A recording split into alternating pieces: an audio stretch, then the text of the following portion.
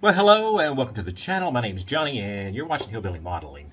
And this is going to be part one of our build of the Tamiya 148 scale Nakajima A6M2-N Type 2 float plane fighter, otherwise known as a Rufe by Allied Forces.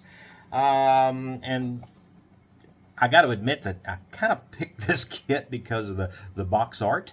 I didn't do any research on it until I plugged it into ScaleMates after I already had it. So this is an older kit, copyright 1973. I think it first came out in 1974, and Tamiya has released it, I think it's 4 times. But anyway, this is what we're going to build. So let's go ahead and jump down to the bench and start work on this kit. So the first thing we'll do is take a quick look at our instructions here. It's always good to know what you're about to do. And as you can see, this is pretty much the same thing that you always do. You start off with the cockpit, then we're going to build up the ladder and some ordnance there, and then we've got the cowling and the engine assembly to build up. And that's the first, well, we see there, 2 steps. So we will go ahead and work on that. So the first thing we're going to need some parts, and I do like to cut these parts off a little bit long on the sprue gates, and leaving a little bit of a nub there on our sprue gates where we can come in later, as you can see here, and kind of clean that stuff up. If the sprue gate's left a little long, you can get in there with your sprue cutters and get them off real close without the actual sprue tree being in your way. A little bit of test fitting here. We want to make sure that our parts are going to go together. Now, just because this is a Tamiya kit doesn't mean that it's going to be a good fitting kit, because this is a really old Tamiya kit. As I mentioned before, it's early 1970s, so we do want to check a few things. One of the things we're going to look at right here is the exact angle of our control panel and that rear bulkhead. I just want to make sure that it is supposed to go absolutely vertical, just in case there is a little bit of an alignment issue. And we want to avoid those. So we can go ahead now and do a little bit of gluing here, or cementing. Cementing. We'll put on our control panel there, and also that rear bulkhead there that's just behind the pilot's seat.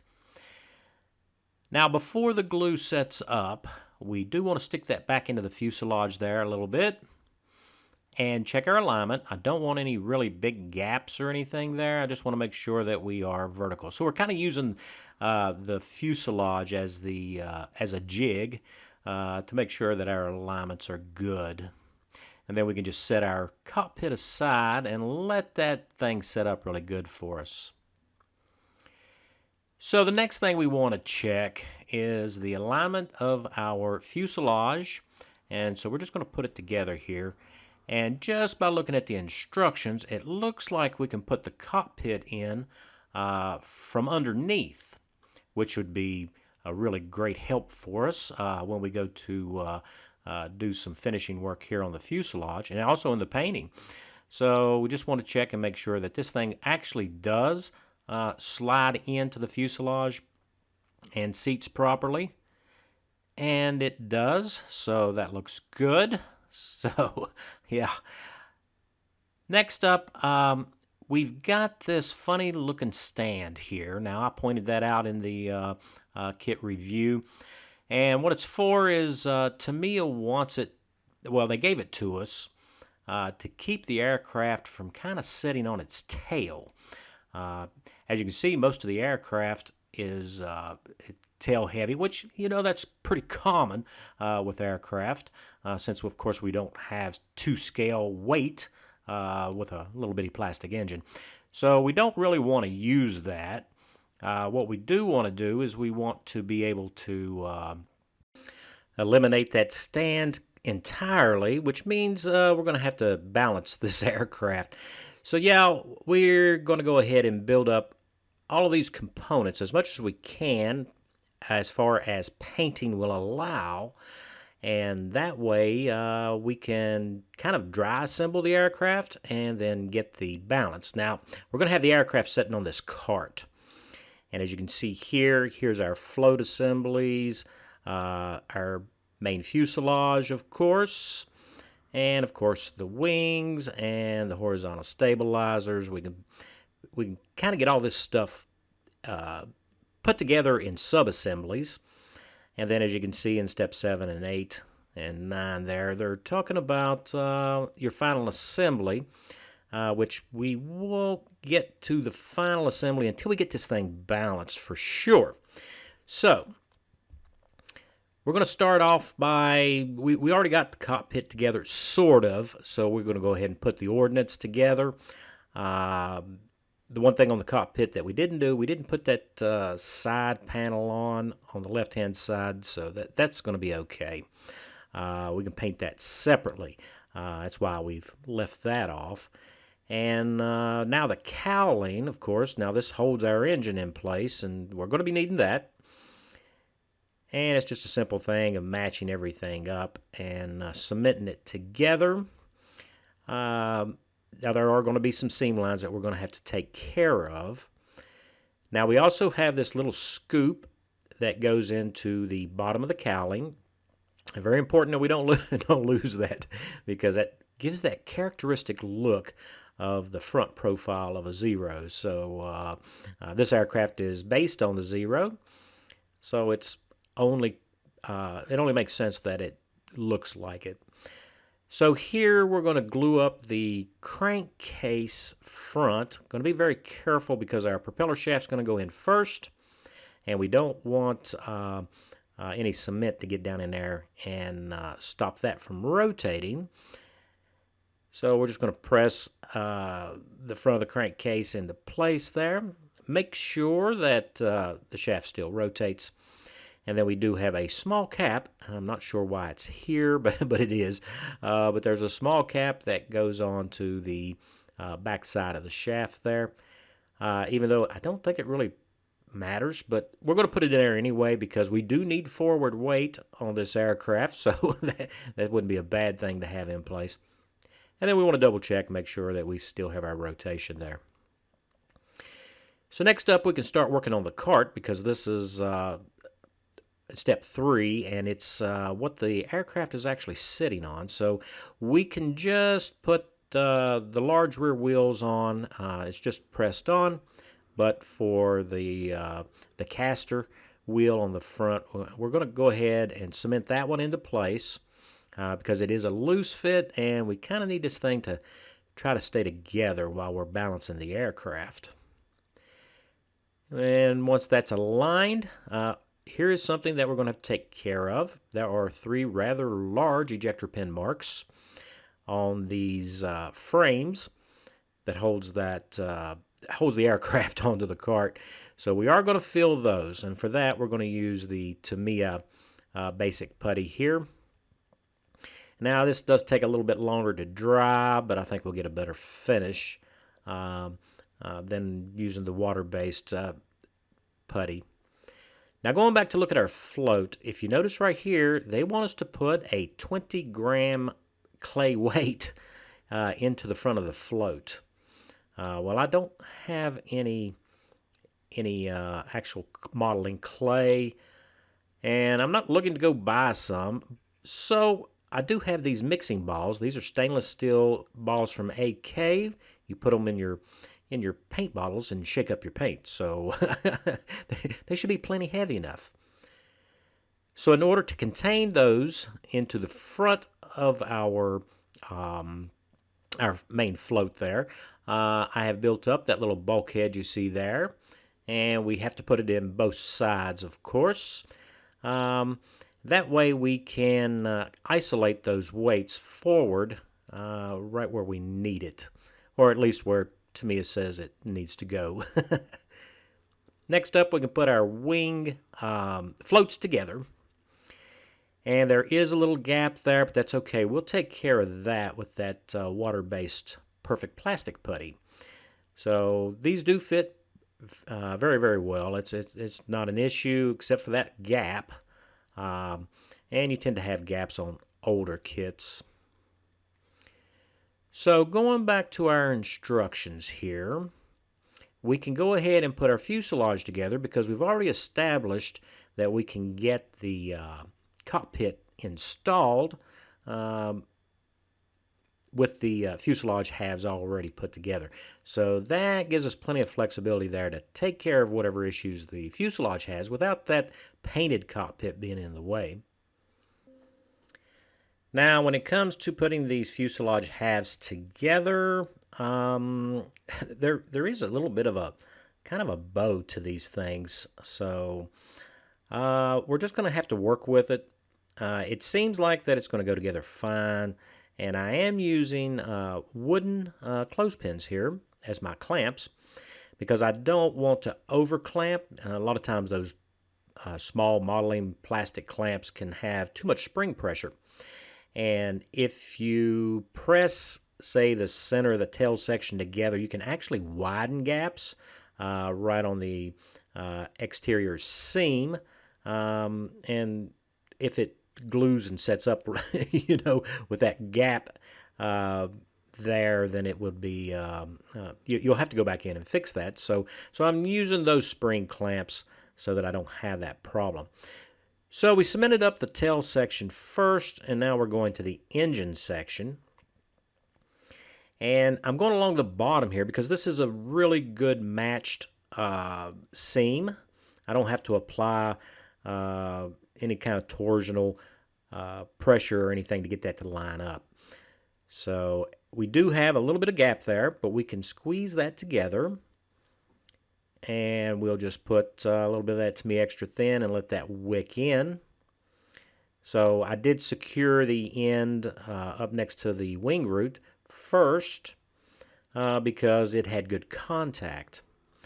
And the worst fitting part in this particular kit is right here on the spine, just in front of our horizontal stabilizer.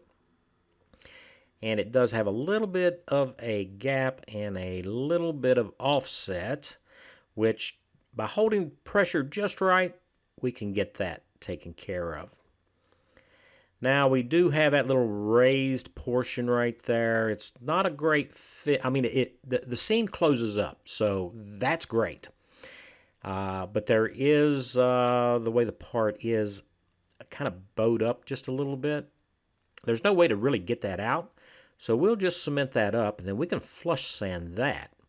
Once everything is taking hold real good and our cement has cured, that would be really easy to sand, which is what we're going to do. Now that we have our fuselage all cemented together, we do need to go back and recheck.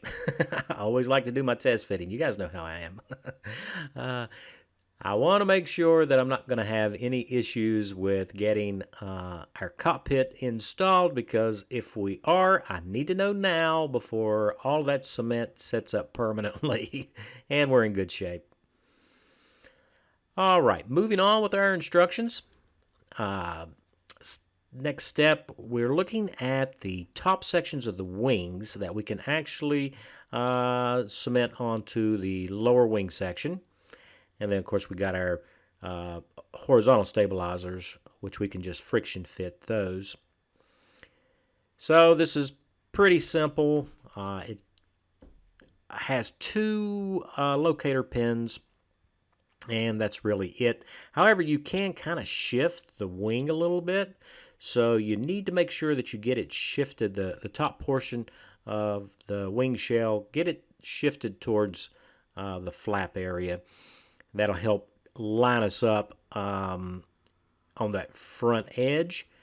And again, I'm using the wooden clothespins.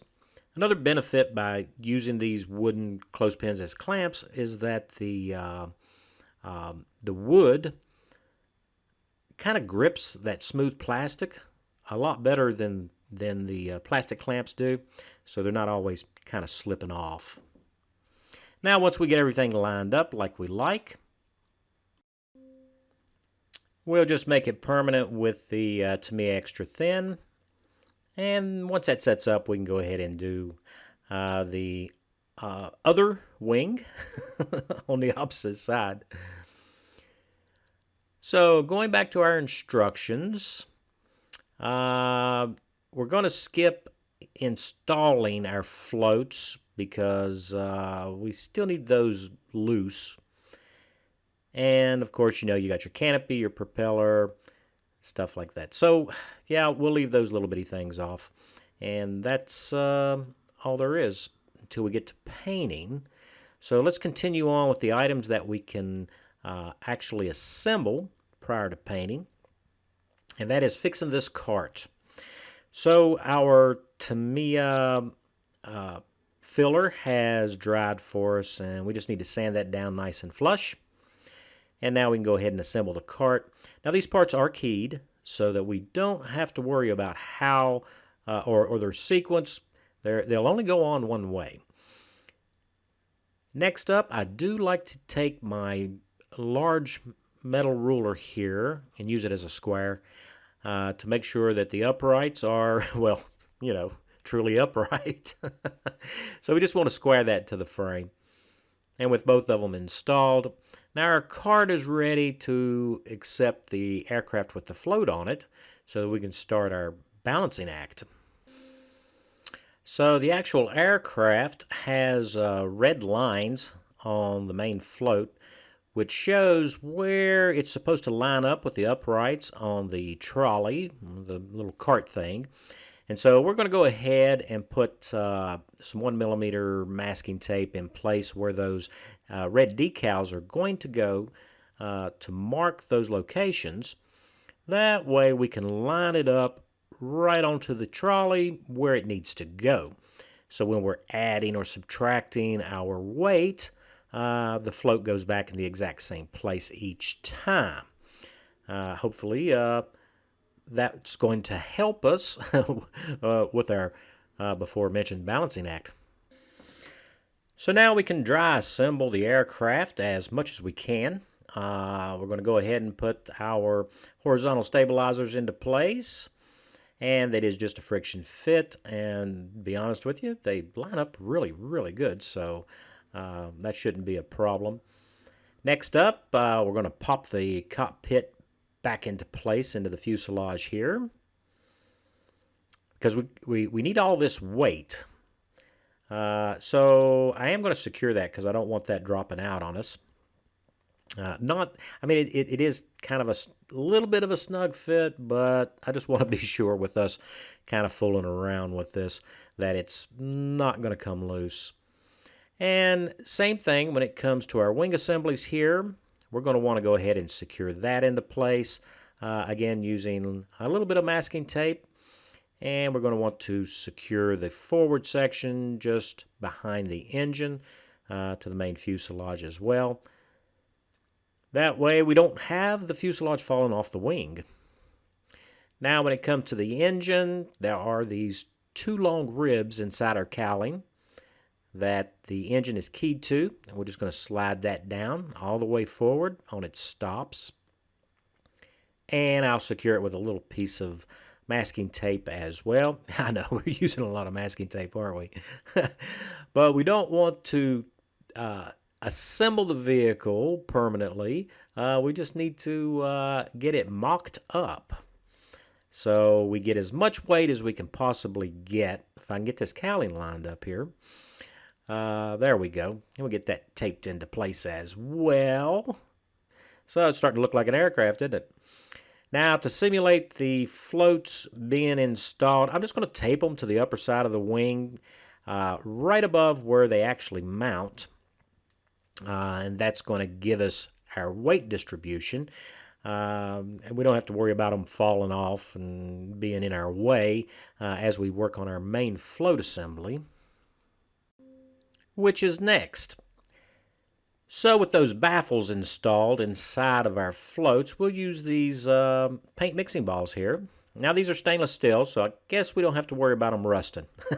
So, just in case you want to put your airplane in the bathtub.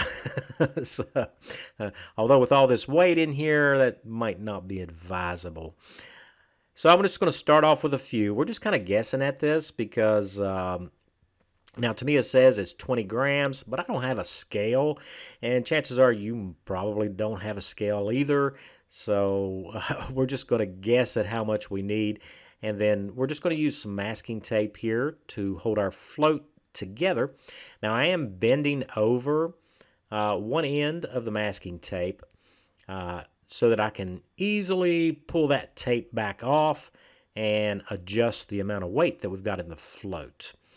So 3 pieces of tape, and that should take care of it. And we also have this V-strut that we need to put into place. And lucky for us, this is a good friction fit for the main float to the lower wing section there. So it'll hold itself into place. So we don't have to use any tape for that. And now we got our trolley in place, and we just need to line up those alignment marks that we put on earlier and check our balance here. And as you can see, we're a little light. A little light in the front there. So we're going to go ahead and disassemble. So we just pull our float off, and that V-strut will come out, and we're going to untape it. And then we can just pull it apart, and I've already lost a weight. So we will take and add some more.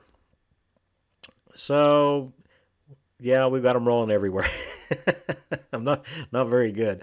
It's a good thing I'm not a bartender, huh? So we have about I don't know, quite a few of them that we've already added, and it's starting to get heavy. Of course, you add more weight, that's what you would expect. So we'll just tape that back together, stick it back onto the aircraft here, and we can go back in and check the weight once again. And as we go through this process, you can see that it's just a matter of trial and error, because I really don't know what 20 grams is, but whatever it is, it's not enough. What we've added so far, I should say, is not enough. So it's almost there, but not really. Yeah, it's not there. So, okay, we're going to go back through the process again. We're going to have to add to both sides, which makes that a little bit difficult. So what we're going to do temporarily is we're going to tape all these little steelies into place here, because if we try to put these two halves together without something holding them, we're just going to have these, they're going to be everywhere. So I think, well, I got to figure it out there. Okay, now we can get it together, finally. So if that's not enough weight, I don't know what we're going to do, because we've kind of run out of space here. So once again, back to the fitting of our float to the airframe, and we will go back through the balancing act once more.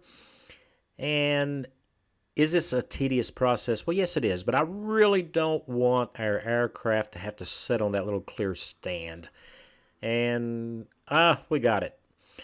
So I want to make sure that we've actually got it. So we're going to put all of our cockpit pieces in the cockpit. So that's the seat and that side wall. And then we're going to put the canopy on. And we're just going to double check here with the wobbly cam. And as you can see, we are finally balanced. Well, balanced enough. We're heavy enough forward, I should say, that the aircraft's not going to be tipping back. And that's what we want. So I did go ahead and remove the engine and engine cowling just to make sure that we have enough weight so that it's not going to tip back. So we got a good safety margin. So now we got to open up this float and kind of maintain all of our weights. Matter of scraping it off the tape, of course. And yeah, that's a little annoying, but you know, it's going to work. It's not a problem. It's going to go together just fine. So we do need to make sure that we don't have any of these little round bearings sticking up that's going to prevent us from having a good uh, mating left and right section of our main float. So we get those evened out as best we can. And we kind of need to secure them in place because we're not going to be able to assemble this with tape inside of it. So we're going to use this white glue to kind of hold everything into place. Now I just wait long enough for it to skin up on the surface, and I'm not too worried about it not drying thoroughly because that's probably going to take weeks. And I'm kind of in a hurry here, so we can go ahead and assemble these two halves. That will cure in time. Might take it a couple of years, but it'll be fine because it's not leaking out. And we can go ahead and secure our left and right halves of our main float here with some Tamiya Extra Thin. And that'll take care of that. Next up, it is kind of a rough fit here on the very front of the main fuselage. As you can see, it's not a good match. So we're going to file that down and do some fine sanding on it and get that fitted so that our engine cowling actually sits straight like it should. Now, because of the way this thing is made, we're going to have to do some a little bit of body work here. And very carefully sanding it after we file it and get that to match. Now this is not normal for a Tamiya kit to have these kind of fit issues, but this is an older kit, so we do have some seam issues here from when they split the mold. It's kind of uneven, and then there is this little sag, I guess you'd call it. It's not a void, it's a dip, all right, that I need to fill up. So we're going to use the Tamiya putty for that, and we're going to have to apply it on both sides because we don't need any little concave detail right here above the machine gun. Next up, we're going to use some perfect plastic putty, and this is a water-based putty. And we're going to use that for sealing up around the strut for our wing floats. And both of our wing floats have the same issue. So we'll just put this on and let that dry. Now we do have some other seams to attend to. So we're going to use Mr. Surfacer 500 here.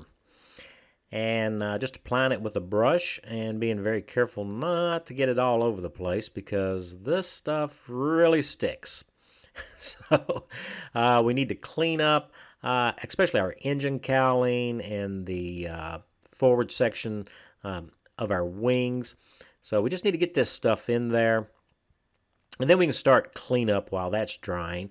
I'm going to start off with the water-based perfect plastic putty, and I'm just going to use a Q-tip or a earbud, whichever you prefer. And you just wet that and kind of rub it off. And it just fills really nicely into those voids. Now, if you have an area where you absolutely need it to be perfectly flush, maybe perfect plastic putty's not going to be too good, or at least I will say that using the water cleanup method for it is not a good idea. Sanding it would be much better. Just keep in mind that this type of putty, although I do use it a lot, it is very easy to chip out. So you want to be careful with that. Now when it comes to our Tamiya putty, we're going to have to sand those. If you have an excessive amount, you can trim it down with your hobby knife. Just don't do too much or you'll be adding it back and letting it dry. So once it has cured, we can just shape that and take care of those little, I mean, they're almost like sink marks, but it's really a molding issue. But this is an old kit, so we can do the same thing here with the Mr. Surfacer. Now I do have, as you can see, you can still see the panel line, well not the panel line, but the seam where we put these parts together. So that's going to require a second coat. Now we can go ahead and attach our V-strut here on our main float, but we do want to make sure that the alignment is correct. So I'm using the thick Tamiya cement to anchor this into place, and then we'll go ahead and attach it to the wing. Now we're not going to cement it to the wing, we're just going to use the wing to hold it into its exact spacing. And then we want to double check and make sure that the strut is symmetrical with the center of the float. And you can do that by looking down straight from the front and checking to make sure that the left and right offsets are the same. And we're in good shape there. Now we need to clean up these, I think these are the 20mm cannons. And so of course there is a hole in the leading edge of our wings for those. And we do need to make sure that it is a round hole. Now, I found that the windscreen doesn't really fit very good. And it's because of the way the fuselage has been molded. So my solution is to add just a little bitty thin spacer on the left side of the fuselage, and that should blend in with the lower frame and shouldn't be an issue. But that gives us our best fit for the windscreen to touch the top of the cowling. So that's kind of what I'm going to go with. Other than that, we'd have to do a lot of reshaping of that clear part, and as you probably know, the more you mess with clear parts, the greater the opportunity is to screw them up. So, in true hillbilly fashion, I'm just going to avoid as much sanding on something like that as possible. Now, I don't know if you've seen these tools. I've already, of course, taken one out because I'm using it. But these are by Tamiya, and these are panel line saws. And hopefully you can see how fine the teeth are right here on the edge. Really, really fine saws. And they're made out of photo etch. And these are the rounded ones. So we have the flat and the rounded.